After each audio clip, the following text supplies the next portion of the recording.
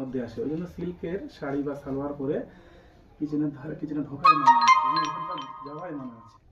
ঠিক আছে, এবারে মনে করেন আমরা কয়েক সেকেন্ডে এই জায়গাটা আগুনটা ধপ করে, তাহলে আমি এখানে আগুনটা নিমিয়েছি স্যার কতক্ষণ হয়ে যায়? 2 মিনিট তো আছে স্যার।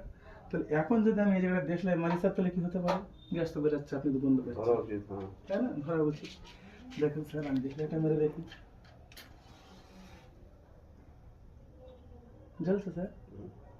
আপনার লাইটের আগুনের থেকে অনেকটা বড় হবে নাকি স্যার? জ্বলছে। কখন জ্বলবে দেখেন, আমি যখন বান্নারে দেবো রিল্যাক্সে। এর কারণ কি? এর একটা কারণ আছে।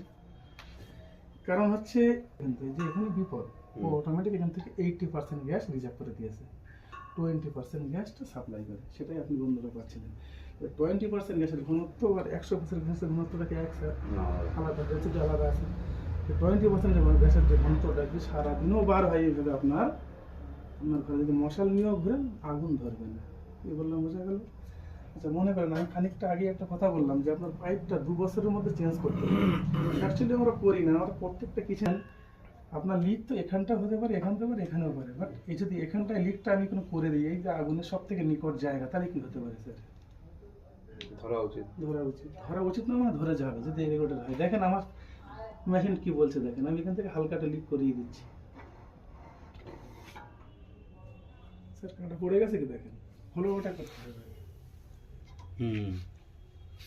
তাহলে সেটা কিছু না। হ্যাঁ, এবারে কি হতে পারে, এই জায়গায় মনে করেন আপনার গ্যাসটাও এখান থেকে বেরোতে দেবে না। হ্যাঁ, মানে এই ধরুন অন্য কিছু, কিন্তু